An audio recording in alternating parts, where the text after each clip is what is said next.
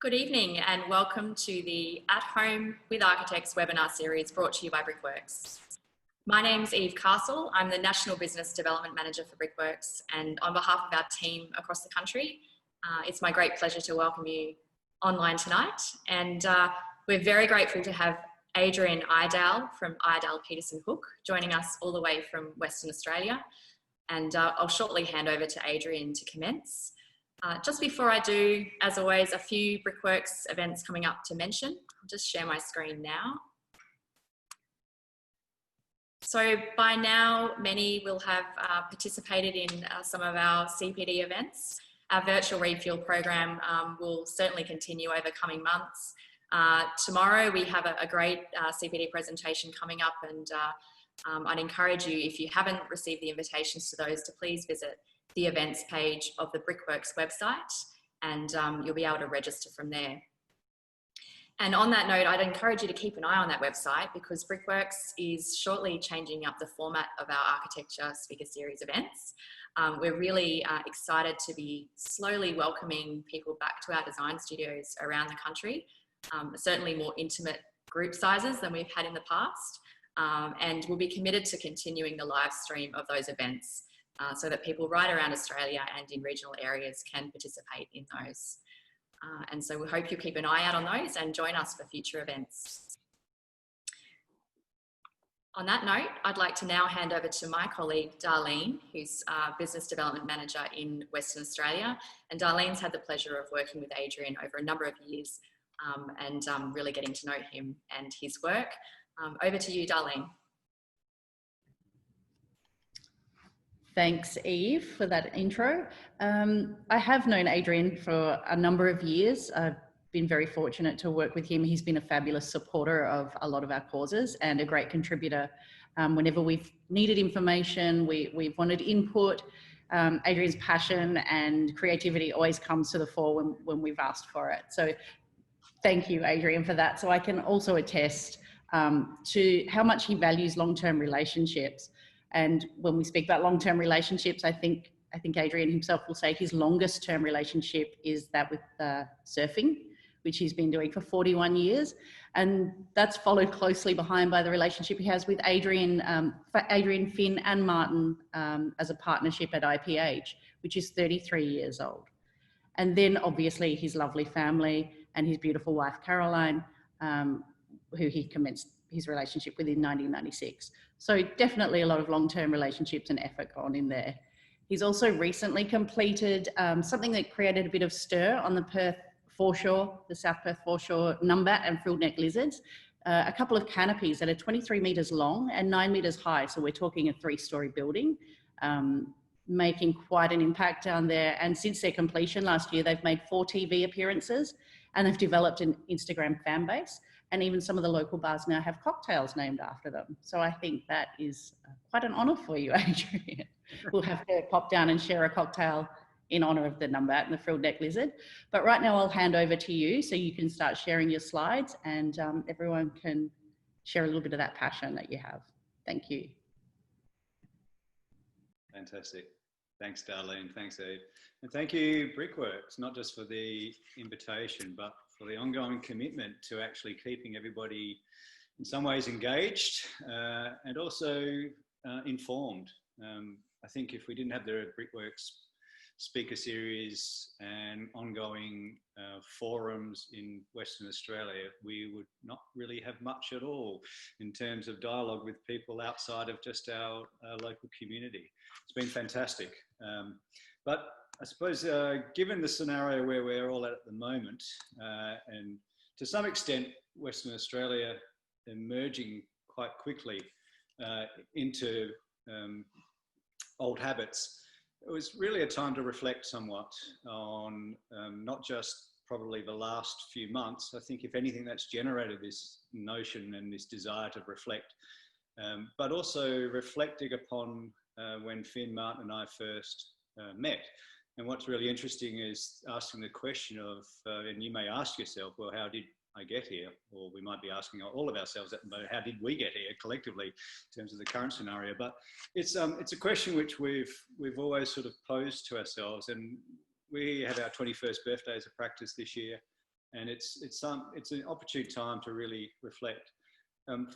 When we first started the practice, one of our colleagues, who we value quite a lot, Emma Williamson, Kieran Wong, who were part of CODA at the time, Fulcrum Agency, within about a year of us practicing, Emma asked us the question, what is your 5-year plan? Finn and I looked at each other and just shook. We didn't have a 5-year plan. We've never actually had a 5-year plan, and we still don't have a 5-year plan. So, but somehow we've survived. We first met in 1987, and I talk about it as the Brave New World because it was the entering into architecture studies. And, you know, this is us back in 1987. A colleague of ours put this together for us as a nice little joke. I'm the one wearing the tight shorts. Martin's the one on the right, looking like Arnold Schwarzenegger, and Finn's the one in the middle, having a little, looking quite dark and frowning. But it was an absolute time of optimism in Western Australia and a time of indulgence. It was the time when Fremantle and Perth were suddenly on a world map as a result of the America's Cup. But then we had a really strong music scene as well, with bands like the Triffids that often had a bigger fan base in places like Scandinavia than they did, incidentally, what would Spare Fen do? We'll talk about that later. Than they did in Australia. But they were a band that we were attracted to quite quickly because they really did speak about trying to capture via music the experience of the wide open road and the landscapes of Perth. And this was a time when we were quite exposed via some of our esteemed teachers, in particular Bill Busfield at Curtin University, who exposed us to a lot of the international scene via his old Architecture Association contacts in London. And suddenly we had Peter Salter and we had Wolf Pricks and all these greats telling us to be radical and telling us to be deconstructivist. And then people such as Christine Hawley and Peter Cook had a sort of seminal influence on us. And the Brave New World was this one of exposing us to a world we had never known. You know, I grew up in suburbia Perth and everything was really quite conventional. You had a house pretty much like your neighbours, and there was really just a sort of, you know, status quo of everything. But then we also had Duncan Richards, another fantastic and really important lecturer that exposed us to a lot of local work. And this local work was often difficult to find. It would be up in the hills, and there'd be a strong craft-based tradition and a really strong idea about what it means to be a local practitioner, what it means to embrace context. And where he exposed us to international practices and architects such as Frank Lloyd Wright, he would also then find an equivalent local, such as the now great Ivan Ivanov, who's got an incredible fan base, and is an Ivan Ivanov rescued. Stevie Neal, a colleague, rescued this cabinet behind me from the 1955 Guthrie residence, which is a centerpiece in our upper level of our house at the moment. And then we went to practice and for work experience. And Finn and Martin spent time with what was Donaldson and Warren, and is now effectively with Studio, with architects, working on you know, really quite experimental things such as the Treetop Walk, which went on to have a lot of international acclaim. And I worked with a little local practice called Considine in Griffiths. Jeff Considine was just incredible and quite inventive, and even back in 1990 was talking about sustainable practice and sustainable ways of thinking about the environment, never using the term sustainability because it really wasn't discussed in those days. And we started to do things in what was the blue carpet level of the Curtin Architecture Building that you simply couldn't do today.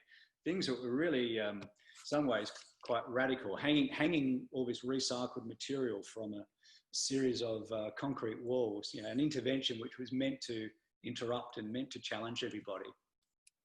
And if we look at the I, the P and the H, the Iredale, the Pedersen Hook, and, you know, back in those days, there was this sort of thing of I'd be, on the one hand, listening to the Sex Pistols and then listening to classical or something like that, while Finn was listening to Sculthorpe and later Arvo Part, and Martin would be the Beastie Boys contrasted with Miles. We've always been a collection of contrasts and contradictions, and that's really what we've continued to embrace as much as possible. And by the end of this 5-year period of studying at Curtin University, you know, we had identified this sort of notion of the polar opposites, you know, my obsession with Sharoon and Martin with Mies, and sitting in the middle with Cedric Price with his technological and social agenda.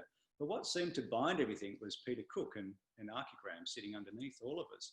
And our final year projects were in many ways indicative of our heroes, the Sharoon influence of nestling into the landscape, an Aboriginal cultural centre that Finn went on to then further study after doing his final year project, and the major intervention into Northbridge, just north of Perth, of a structure that would then enable the regentrification and regeneration of a whole bunch of other existing facilities, a large structure that allowed much to happen. And after the 5 years, like most architects, we start this sort of notion of wanting to leave Perth, the idea of wandering, of needing to discover other parts outside of this brave new world. You know, it set us up for a sort of scenario where we really needed to see more. And I went to Europe initially to study Hans Sharoon's work, and ended up working in Berlin for quite a few years with the late Professor Manfred Schiedhelm, who was the youngest member of Team 10. But it then also led on to exploring the works of Enric Morales and Campinos and Benedetta Tagliabue, while Finn went north and started to work, starting to explore the outback of the Kimberleys. And Martin went to London, to the Bartlett, to do his master's degree, where he was exposed to people such as C.J. Lim and Peter Cook in particular, who was his mentor and tutor. And by the end of this period, I'd also gone on to study at the Stadelschule for Bildende Künste, otherwise known as the Stadelschule in Frankfurt, under Peter Cook and Enric Morales. Finn was building his pretty kind of robust and fantastic buildings that were cultural responses, often really tough agendas of upgrading and renovating prison cells or hospitals. And Martin had finished his master's at the Bartlett. We came back to Perth and were operating independently, building our first buildings. For myself, a little house in an area which is surrounded by neo-Tuscanese and neo-Baroques and neo-classicals. So I dropped a little piece of neo-modernism in there as a sort of brief moment of clarity. While Finn was looking at the little low-set house with screens and filters of the Kimberley environment. And Martin was looking at the tactility and the craft of a local craft of a rammed earth and a steel frame window as additions to existing houses in older suburbs. But it wasn't until really 1999 that we formed IPH. And in many ways, as part of this 5-year process, and the first 5 years of surviving your practice, you know, there's a lot of naivety, and it's really the idea that we operate on this and we thrive on this sense of naivety. And our very first project that we won within about a week of setting up IPH was for Perth Zoo. And it's been a 21-year long relationship, and we've just revisited with Hassel Architects the master plan for the next 20 years. And part of that was revisiting the master plan that we prepared almost 20 odd years ago. But the major project that we worked on in the early stages was the orangutan exhibit and breeding colony, a very early sketch that ended up being censored somewhat by this little male orangutan here. But it was a really important project, and it happened over stages. The idea of trying to recreate a habitat, a natural habitat, enabling orangutans to effectively move and live somewhat as they would in a natural environment. And we were really critical about the idea of mimicking a natural environment. Instead, we said, let's look at materials that are robust enough to accommodate an orangutan. And let's look at materials that have a certain sense of recyclability or are recycled or donated and have a certain sense of honesty about them that aren't trying to create this Disney world. It took 15 years to go from that first sketch, excuse me, to this boardwalk sketch. And in the process, we won our first Emerging Architects Award for this. And it went on to have quite significant international acclaim, with world experts talking about it as being the best orangutan exhibit and breeding colony within the world. But we also learned that things can go wrong, and we've had a few orangutans escape over the time. Pretty interesting when they do. The public are pretty, in a way, confronted but not, almost too tame. You know, an orangutan is quite passive unless it feels as though it's being threatened. But what we learnt out of this is that it's not necessarily the architecture that fails, it's that you create a habitat or you create architecture and it enables effectively a species such as an orangutan to behave like they've never behaved before and to do things that have actually redefined orangutan behavior, which is a really positive thing in many ways.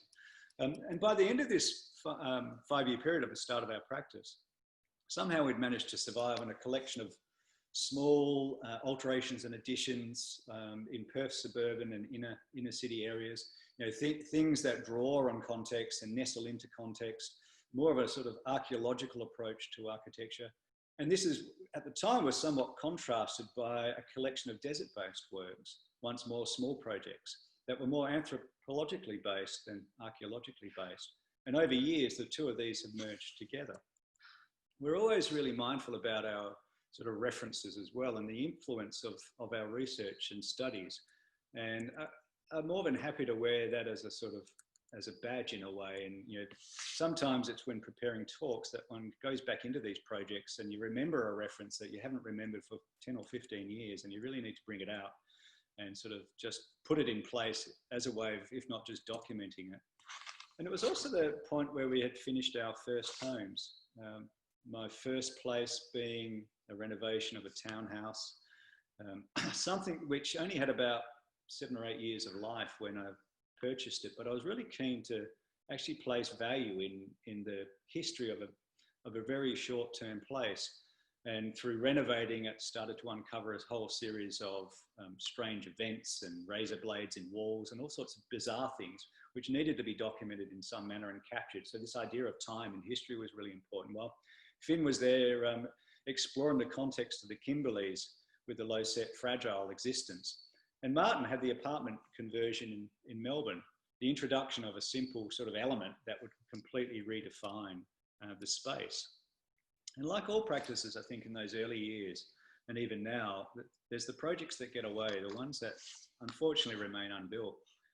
The ones that you really, you know, you've put an incredible amount of energy into them, and especially when you're young, you think it's the only project in the world you're ever going to do. You know, luckily we have mentors that continue to remind us that this project will never be our last project. But in some ways it makes you feel better. But at the same time, at the time, it's a great loss. But then there's the ones that don't get away, almost get away, that shift from one community to another due to whatever politics may be on the ground at the time, which we try to not get involved with. But the ones that make a difference. And you realise out of some of these projects that there's great opportunities for architects, that suddenly the term of what an architect does is open to discussion. A community hasn't worked with architects before, so we can redefine our role.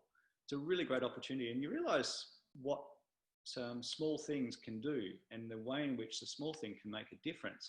You know, the idea that Diet Coke can clean toilets. You know, Coke is more accessible and in abundance on communities than cleaning products. So it makes sense to actually make use of these, not to mention what it does to your stomach. And this was the next project that made, you know, it did make a difference. It was a Walmajari language centre, which was there to help preserve a language that was rapidly disappearing. And it went on to win our second Emerging Architecture Prize through Architectural Review. And then after about 5 or 6 years of practice, we entered into a point of reflection, which came via both studies and the invitation to be part of the New Trends of Architecture exhibition and to represent Australia along with Sean Godsell. And it was a travelling exhibition that went around the world. And we were keen to look at a body of work at that time. And the requirement was to submit a series of panels and a model. And rather than build or submit a model we already had, we constructed a model that we felt represented the values of the practice at the time. And it was made out of a series of eco-ply, like a sort of Eames deck of cards that you could plug in and reconfigure. And whenever it was transferred to a different city in the world, we would engage with whoever was around at the time. In Tokyo, a collection of Japanese students came and asked if we needed help, and we said we would love help. And we briefed them, and we let them configure it and build it. And we gave them a little bit of criteria, and then we documented them actually building it. So it's this sort of idea that this model might embrace us as a practice, but at the same time could start to embrace other people and embrace perhaps the culture and context of where it's at. And this was shortly followed by the invitation to enter into Leon van Schaik's postgraduate research program. At the time, Finn and I were involved in the master's program. Martin was at PhD level. So the navel gazing was critical for us, and we came up with this time chronologically sequenced chart as a way of trying to really determine and link a family of projects into primary sort of concerns and ideas, some couple of hundred projects at the time we were trying to deal with. And we came back to this sort of 4 core elements of geometry, place, time and craft. And while we were doing that, Martin was actually looking at the practice and the way in which the practice had evolved from the I and the P and the H into a field of concerns and 3 individuals effectively becoming one. And it was a field of concerns that we knew needed to evolve. Just like a master plan needs to evolve over time, we wanted to create the flexibility that these field of concerns would not only be a core to the practice, but could actually sort of shift and change, and were not necessarily all applicable to every project. And Martin was busy at the time in the PhD also looking at the field of concerns and looking at how that could be mapped and to some ways reflect and critique. You know, as 3 people coming together, one of the great things we've had is this capacity to continually critique projects and to self-assess in a way during not just the process, but this point of reflection was also to look back and see why some projects were more successful than others and by what criteria we would define them as successful or not. You know, simple little things about sketching technique were really interesting to explore. The sketchbooks, I now have about 50 odd watercolor based sketchbooks. Martin with his gridded paper, and Finn, you know, the sketches on anything that he can find. You know, in some ways indicative of how we sort of look at different things. And it's the bringing together of those 3 elements, which is the critical aspect of IPH. And the opportunities came about through the government architect at the time, Geoffrey London, for larger practices to engage with smaller practice and to put submissions in for competitions. And we were lucky enough to win one, which went all the way through to almost completion of documentation before massive price rises in a booming economy effectively shelved the project, and the government direction on procuring social housing changed significantly. But it gave us sufficient confidence to launch us into larger projects and into public projects that we've never sort of looked back on since. And it was around this time that we had also completed our second round of houses. For me, an addition to a Queen Anne Federation house in Mount Hawthorn, one of the inner suburbs. Something that not just embraces tradition and heritage context, but also a long-term tradition of the Coolgardie safe. This shade structure that you can see here in the foreground is drip fed with some reticulation water from above that creates what's referred to as a Coolgardie safe, and effectively an evaporative cooling system. While Finn in his house, Battle Axe Block in Leederville, another inner city suburb, was busy effectively exploring the Corbusier Maison Domino, a house that evolved over time and underwent 3 or 4 additions and eventually ended up with a 3rd story on top and the enclosing of this space. You know, it's a topic in its own right in terms of the evolution of our own houses and how they change over time. And Martin in Port Melbourne with the exploration of prefabricated parts and seeing how these could sort of come together in an incredibly tight site to create generosity.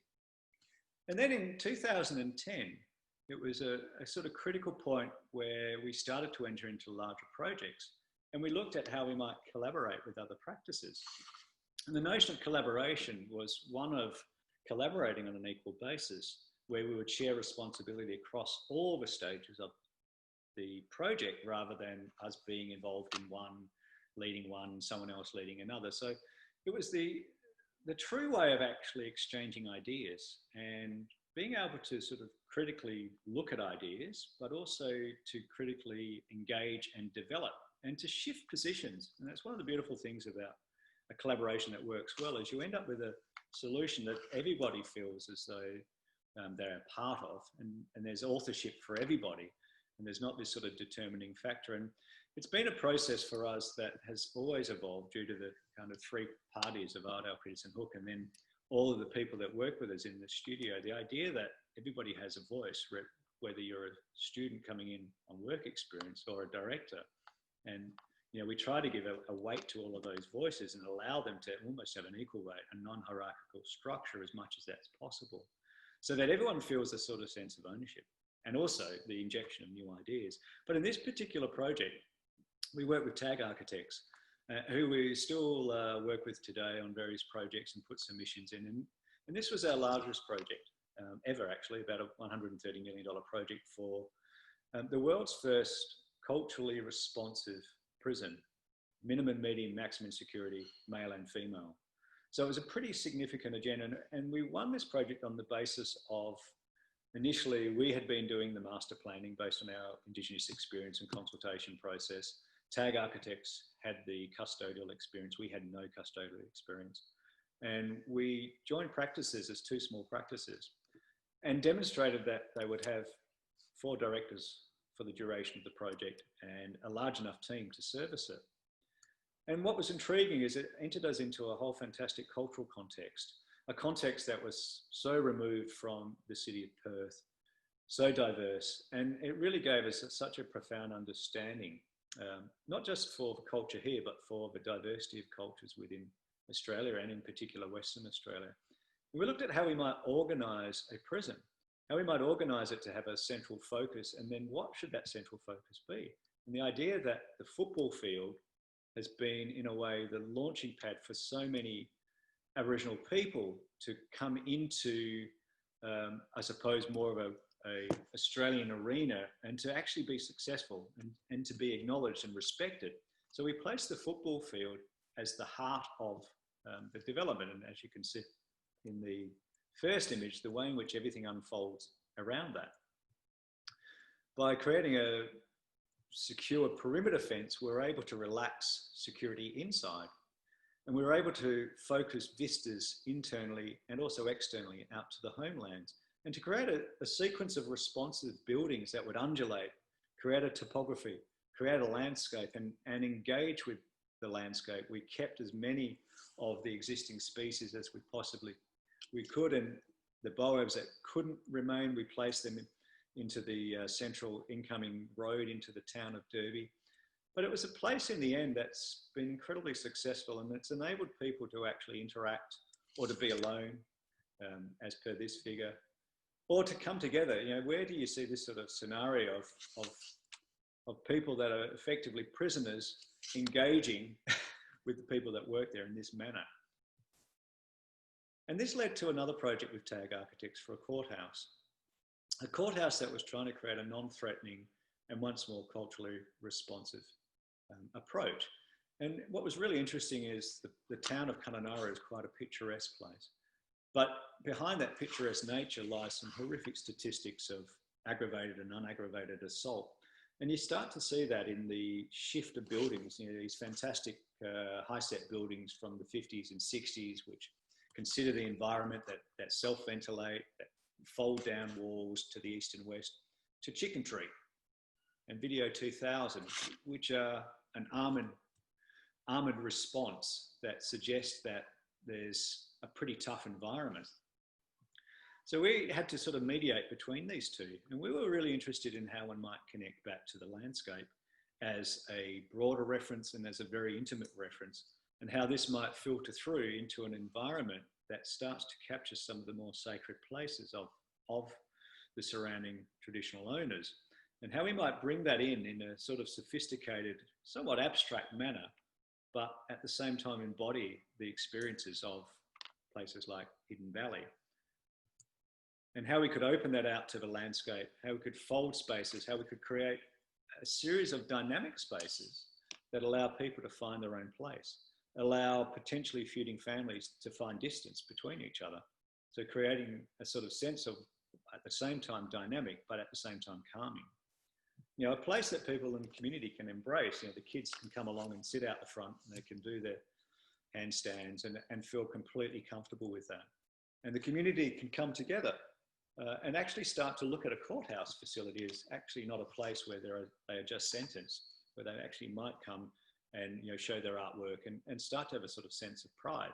Artwork that also focuses on traditional law and the difference between traditional law and European law or Australian law. And sometimes we're working in devastated scenarios where a 1 in 350-year flood has completely wiped out a town, in this case, Warman. population of 299 having to be completely evacuated to the outskirts of Kununurra. The severing of this from land is a traumatic and slow healing process for the community. They're an art-based community. The bungle bungles in the distance are really critical to them. So part of a consultancy was, how do we actually help to remend the connection to their place through a building? And early sketches were really important that started to sort of discuss this in a manner in which they could engage with the notion of a series of watercolour sketches that talk about the bungle bungles, talk about the river, you know, the place of fury, but also the place of many other important things. And the formation of a pier-like structure that is anchored to the ground, that's incidentally set high above the floodplain. The community themselves fought to have this in the centre of the town so that they weren't ostracised to the perimeter. And the notion of rituals such as smoking ceremonies or bush tucker being able to be cooked on the veranda space is completely welcomed within these scenarios. And the place for the kids to come and actually meet the elders. It is, after all, a Walumba Elder Centre, which began as an aged care facility and evolved into both not just an aged care, but also very much a cultural facility for the elders. And by the end of all of this period, we were finally allowed back into the city. It took us 15 years in a way to be able to do projects in our city. We're always seen as being the people that would work on the periphery, back in the deserts or out of the deserts. In fact, we worked in every desert of Western Australia over the years. And this was a unique opportunity for a new heart, a city centre basically. Perth's never had a city centre or a place that is free to go to, which is publicly owned land, that might help to stitch together a city that had been separated effectively forever.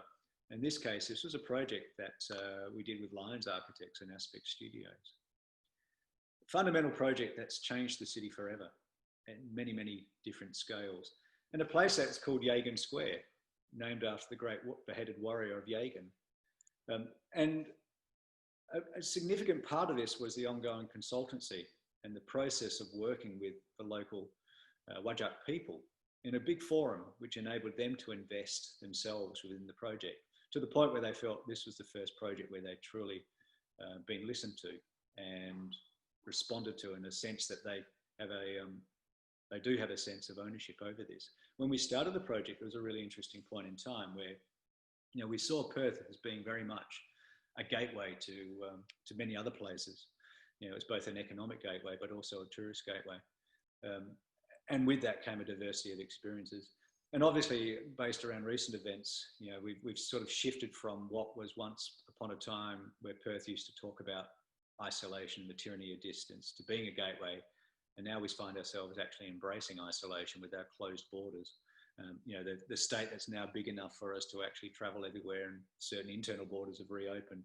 And as a society, we're completely embracing this sort of notion of isolation, but being able to experience the diversity of experiences.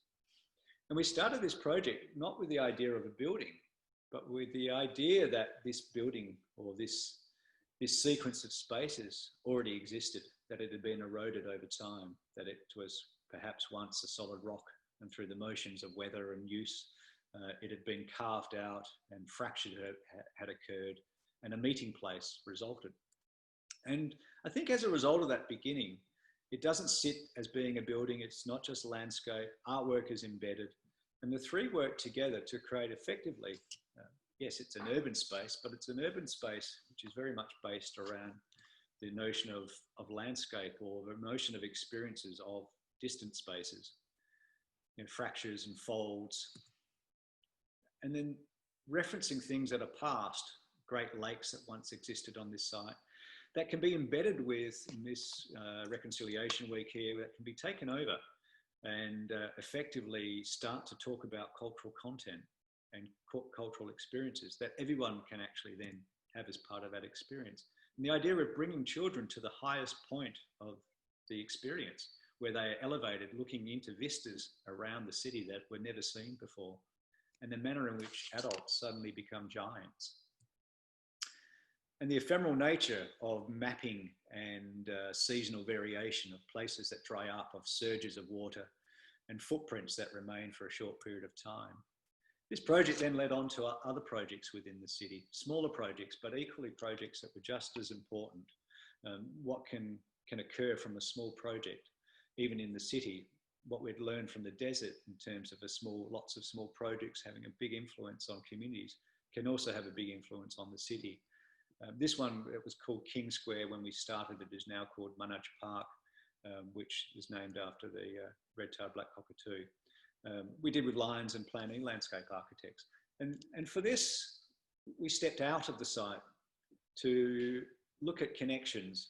It was once a meeting place, an Indigenous meeting place, and history sort of talks about the meeting of early settlers with the kings of Perth at the time as a form of coming together, perhaps a meeting that never actually evolved.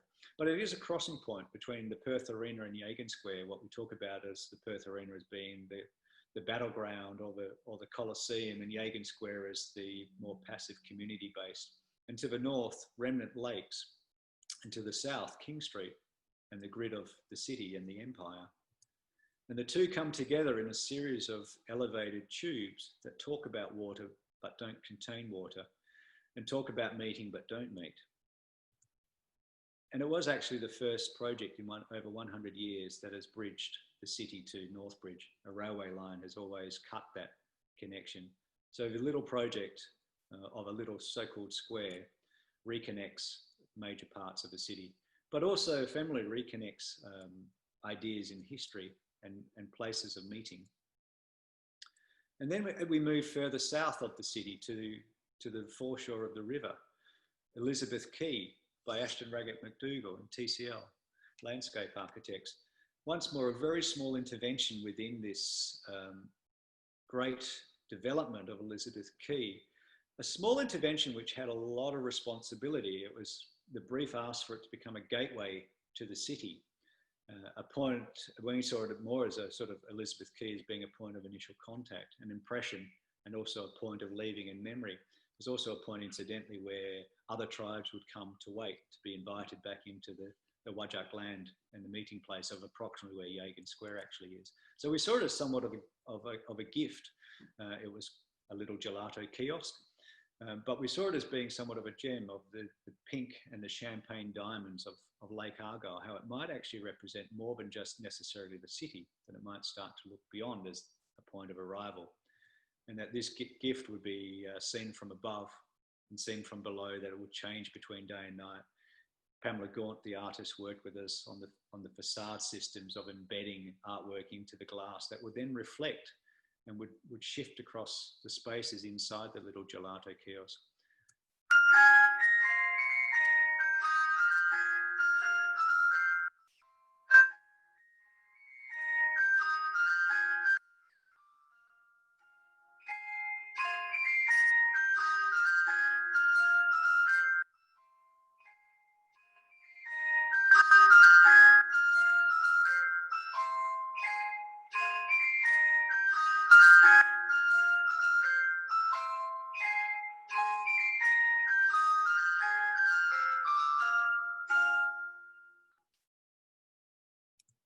So it was a space that had to respond to different climatic conditions and maintain all-round operation regardless of climatic conditions.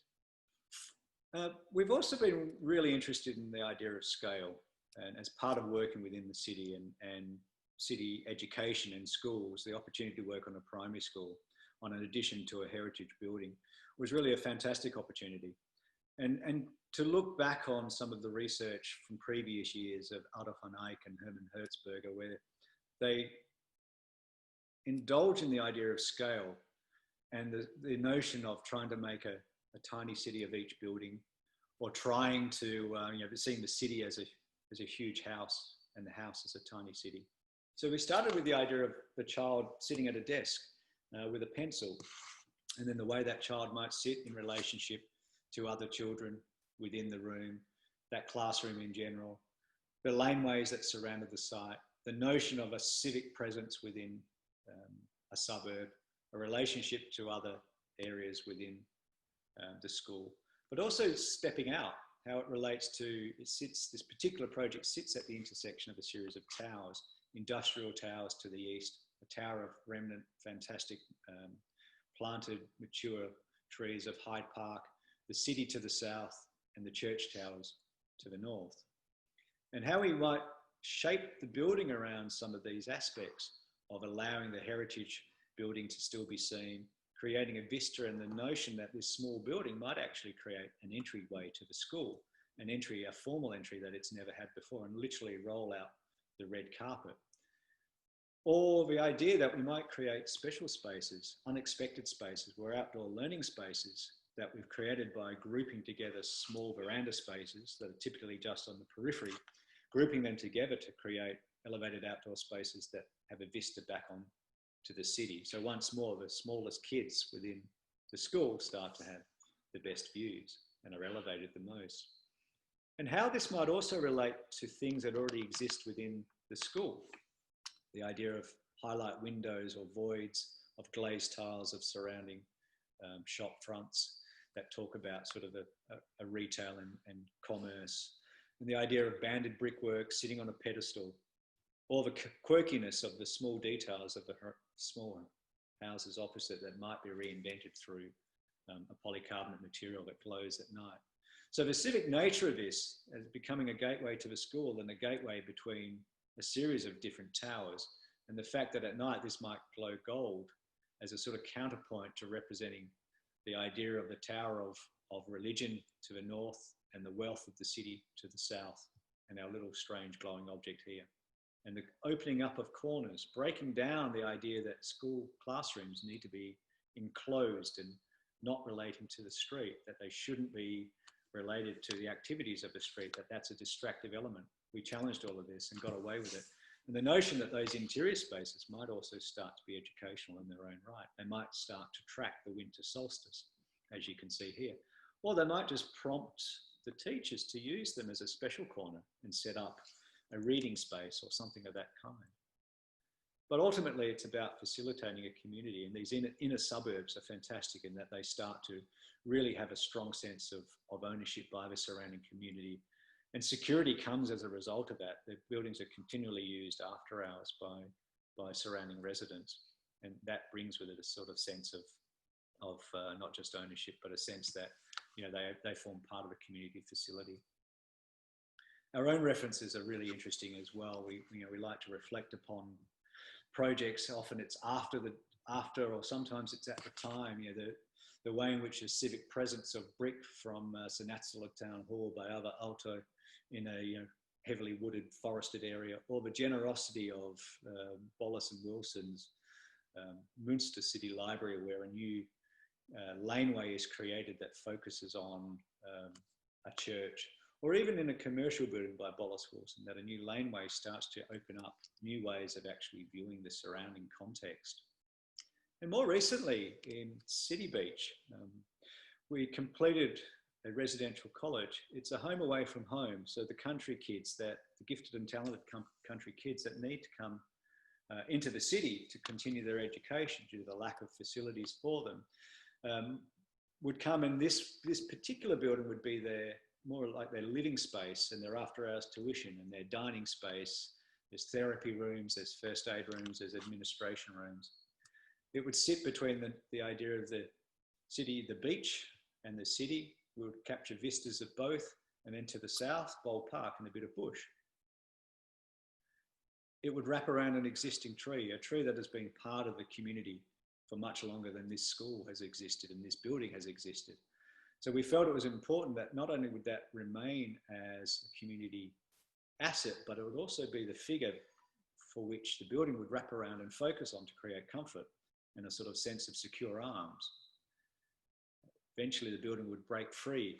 The concrete blocks by Brickworks would sort of break free and allow parking underneath, and form a space to the north, a private, acoustically separated space that would enable students to basically run around and do as much as they want, engaging with walls, climbing over walls, a piece of sculpture that terminates this space by the artist John Terry, But something as mundane, and this is what we're really interested in, is how are these qualities generated? The idea of a mature tree, an existing building, an existing pathway that couldn't be disturbed, and a central point that generates the plan, the idea of passive surveillance, that one person could be sitting in this reception area and see people coming and going and seeing the occupants, the residents, the students, basically doing their day-to-day activities without them having a sense of being watched. And creating spaces that enable people to come together in a semi-private manner, little acoustically sort of insulated spaces, while creating a vista onto the mature tree. A tree not only protects the building from the afternoon sun, but creates an outlook and a sense of sort of floating at the end. And then delicate moments where the blockwork suddenly filters light or starts to talk about time and issue a clock. And once more, the references, the thing of sculpting around trees, of the heavy weight of Pietla and Pietla, or Aalto at the Finlandia Hall, our own unbuilt second place jewel cave down south, interpretation centre, on Auffeling and Gurgel in Berlin, projects that I've religiously visited while continuing my informal studies while working in Berlin. And of Sharoon, the first building that I saw of Sharoon, back in 1993, and the closest sort of we've come to sort of consciously referencing something in terms of this sort of sense of experimental and sense of wonderment in a way, that sort of sense of dynamic. You know, we laboured over how high this wall should be as a sort of entry space, as an entry space to the building, but also as a statement to the street. More recently, we found ourselves immersed in a lot of healthcare projects or aged care facilities or retirement villages. And this has just been a fundamental and an astonishing thing to be involved with. We've done lots of birthing centres and pre-primary and early childhood and childcare centres, but to be working with people that are much later in life, and to suddenly take on board the notion of a sensory response, that, you know, when senses are starting to fail, other senses starting to heighten. And this was a project that began as a competition, and we expanded the site to embrace the entry street and to sort of suggest that it's not just a leisure building we're doing, it's actually a precinct that could fundamentally become the heart, that it could start with a porte cochere at the street to finally give a sort of sense of arrival to the Swan Care Retirement Village. And then along the way, a sequence of pavilions that are each orientated to excite different senses. You know, this sort of sense of engagement now is phenomenal, where people come and walk through the retirement village with their dogs, and the dogs are really beautiful for the occupants and the residents to sort of start to engage with as well. And a pavilion of sound, water spilling out, making sound, the reverberation of sound, a barbecue, a place to play cards, to casually meet, for residents to meet with family, friends, or the pavilion of light, a sensory sort of notion that at certain times of the year, Anzac Day, these markers on the ground align with the shadow coming through the square oculi of Swan Care Foundation Day, Anzac Day, and many other moments in time. So this idea that a brief moment in time can actually be really rewarding and can trigger something as a memory. And a pavilion with cantilevering beams that relates back to the heart, the new heart, with a bowling green and a leisure centre building at the end, which includes fantastic facilities for recreation and swimming. And this idea that you drop a swimming pool into a retirement village and suddenly you have 3 generations of family coming together. You know, we've had people talk to us about how, and in fact, it's more so than any other project, the elderly are so open and engaging, and talking to us about how these facilities and these buildings have fundamentally changed their life, that they now feel like they're part of not just the community of Swan Care, but also a bigger community of people outside, people from the city and people that come to visit. We also find ourselves working within regional areas where we're expected to completely regenerate, almost the Bilbao effect, the economic sort of resurrection of towns that have been suffering for long periods of time. This is a building that we worked with Patrick Beale from Advanced Timber Concept Studio on, recently completed. It involved 1,000 tonnes of milled timber from an unwanted yellow stringy bark plantation, a plantation from the 70s that was introduced to replace all of our jarrah power poles with yellow stringy bark. That never happened. But to create world-class facilities that might then attract people, not just bring the local community together and enable them to use these buildings in a number of different ways, but also to bring outsiders in. You know, the main sports hall itself is one of the cleanest sports halls I've ever seen, and acoustically so good that they host concerts and they host weddings and all sorts of things within these facilities, but also the idea that you can create sort of senses of privacy or spaces of privacy, delicate spaces that filter the afternoon sun. We also find ourselves talking about and telling stories, other person's stories, in this case, the Northern Buyakurt Budja, which is River Heartland Centre for Noongar Culture and Environmental Studies. A building that talks about tragic stories of the complete removal of the traditional owners from this land, and really only in short history being allowed back onto this land.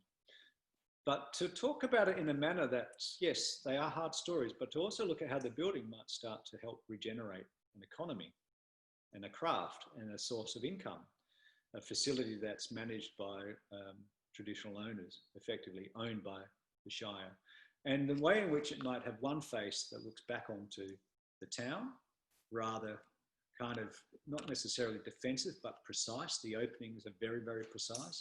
And another face that relates to the river and the meandering river. And then in between, a public space for ceremony or for just gathering on an informal basis. And that meandering river continues deep into the heart of the building, to the point where intimate spaces are embedded with carved names of the families that were removed from the land.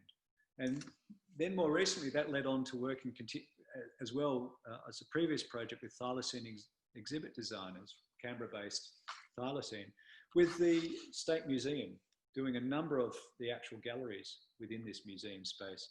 OMA and Hassel have done the building, but we've been fortunate enough to work on a number of these spaces. So we're telling, once more, intimate stories to represent a state, and in some cases, well beyond the state, to Australia and the universe.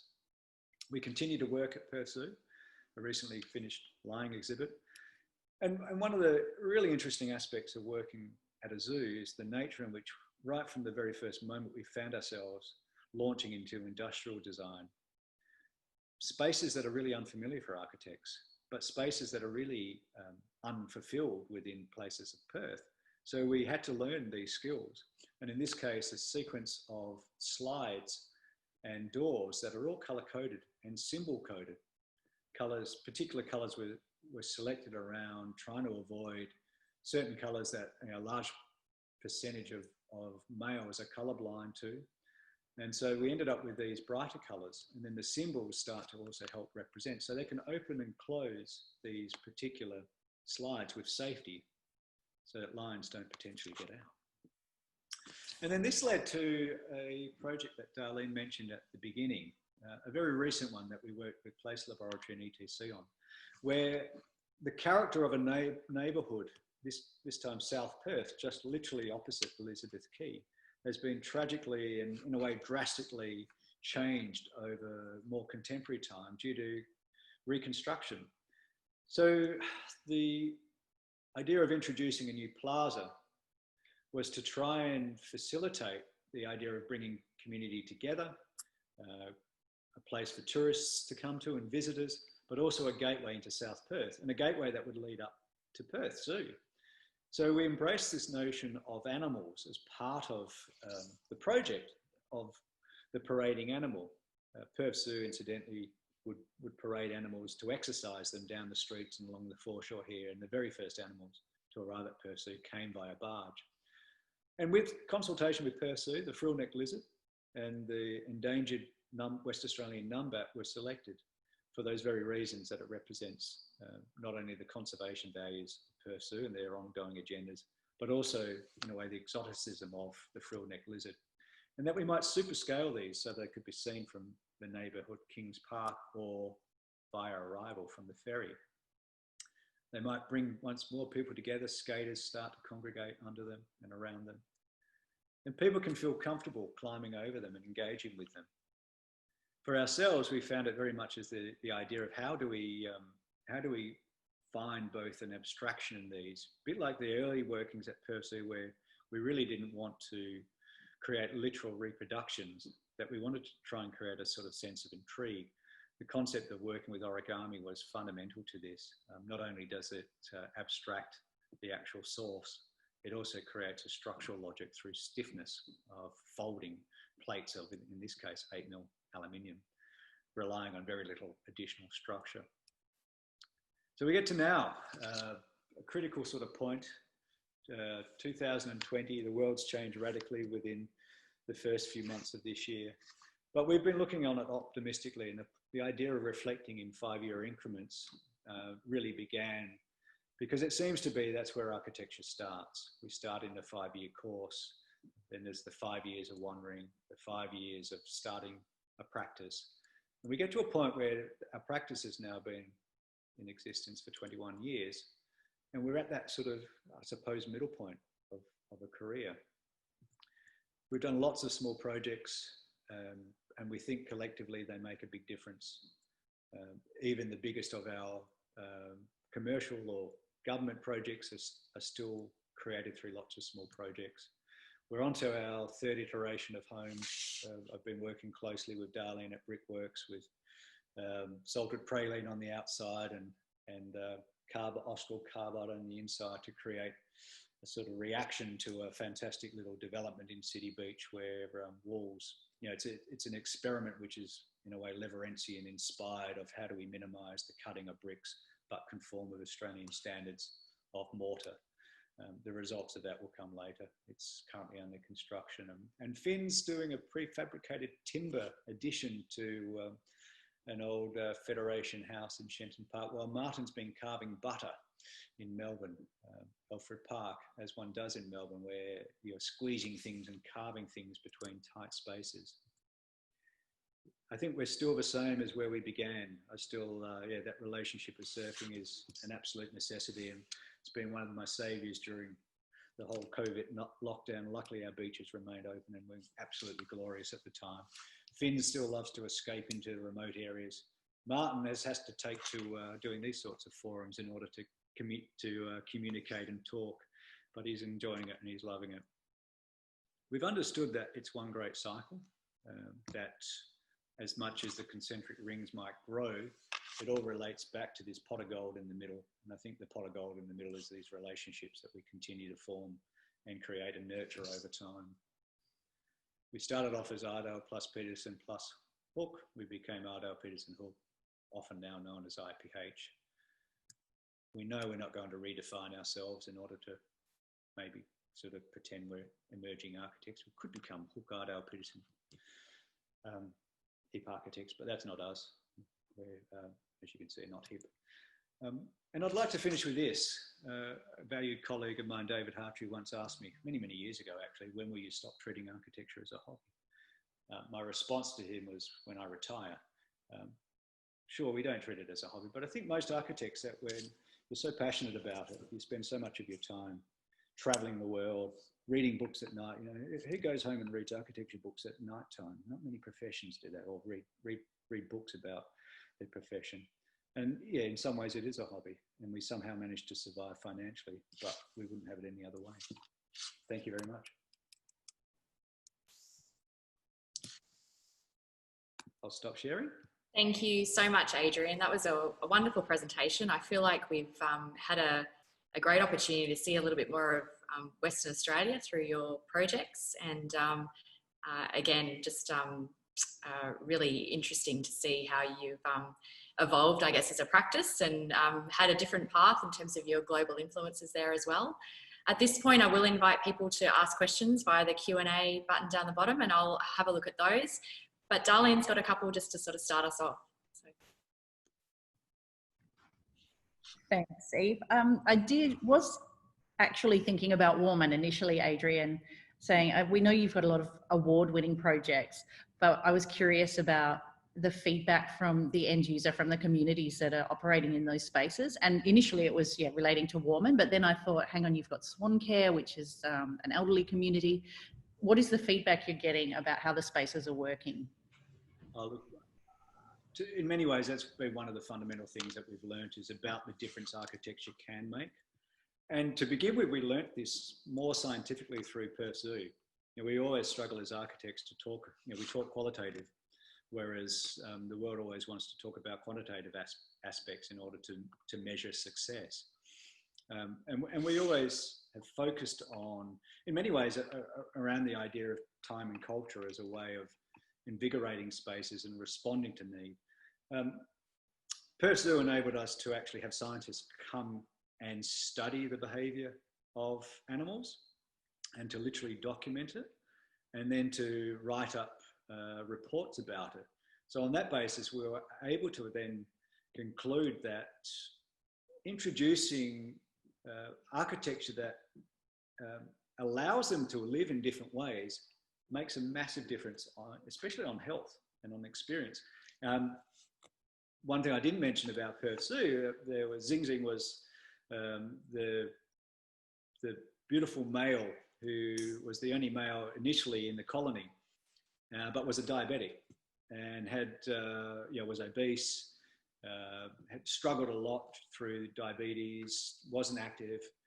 Zing Zing was one of the last to go into one of the new exhibits, and in that process suddenly became really active, lost weight, and just they speak about the fact that they feel going into one of these new exhibits actually extended Zing Zing's life.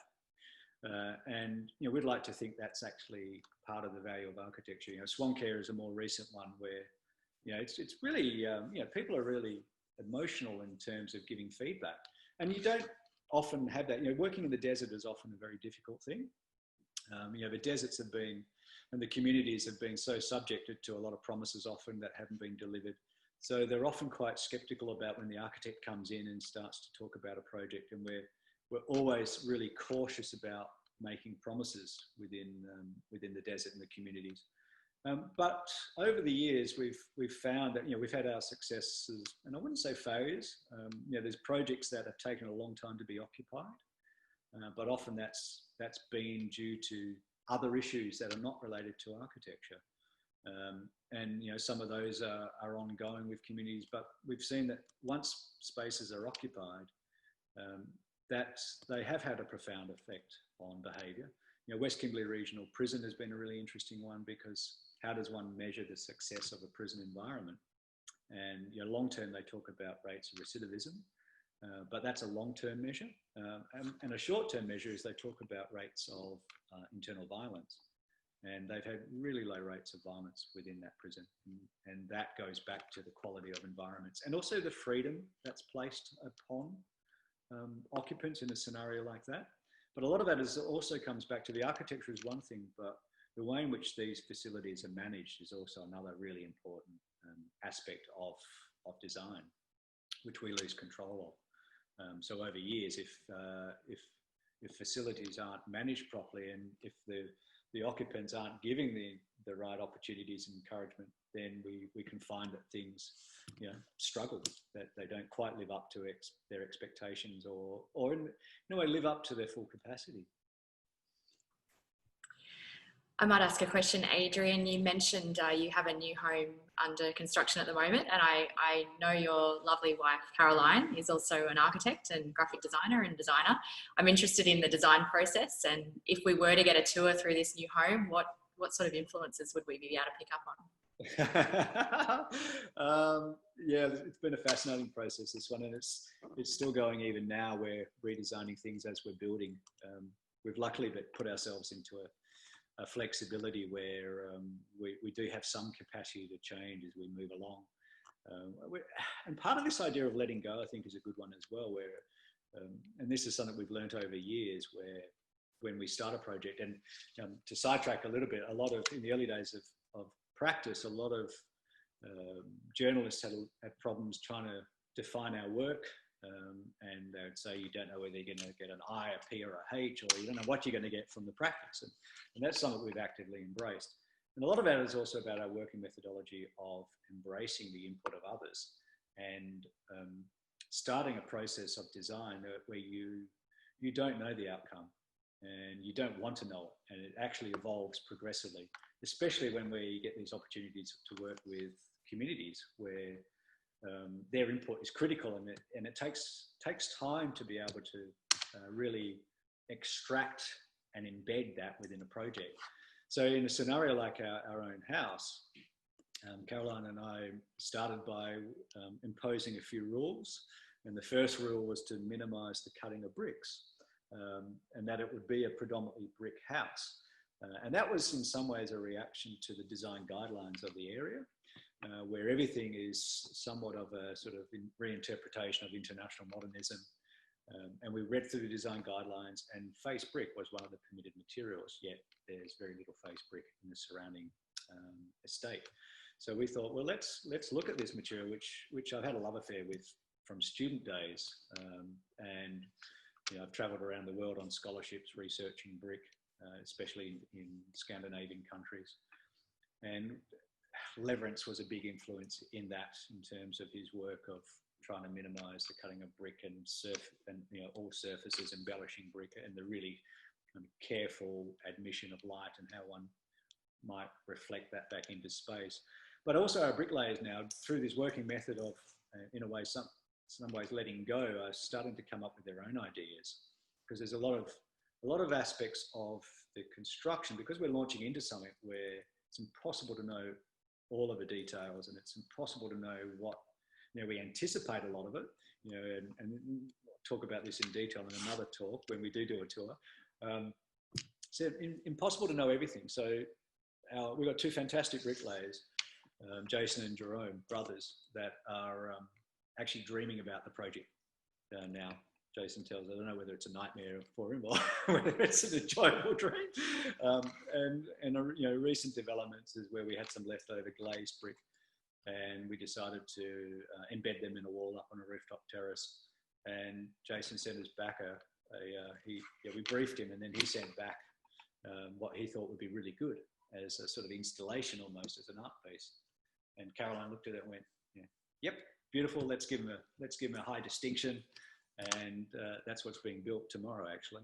And it's sort of that idea that the pathway, and I really, it's probably a project where I have the littlest understanding of what it's going to be at the end, what the spaces will actually feel like, which excites me. You know, you can do these experiments on yourself and get away with it. You know, even in my own house with the screens here, you know, this was a complete experiment with the Coolgardie safe that we speculated about many years ago for a short-term accommodation facility at Lake Ballard as part of the Festival of Perth, but remained unbuilt. So the idea that you could experiment with these on yourself is, I think, one of the benefits of having two architects working together. Well, we look forward to seeing the outcome. I think we might leave the final words for tonight from one of our viewers. And the comments were, thank you for the presentation, Adrian. It was beautiful, thoughtful, earthy projects with deep roots and a nice touch of whimsy. We always need a bit of optimism, don't we? For those comments, by the way. There's a few comments have come up. Yeah. So on behalf of all of us at Brickworks, thank you again. Thank you. And yeah, all the best. Bye-bye.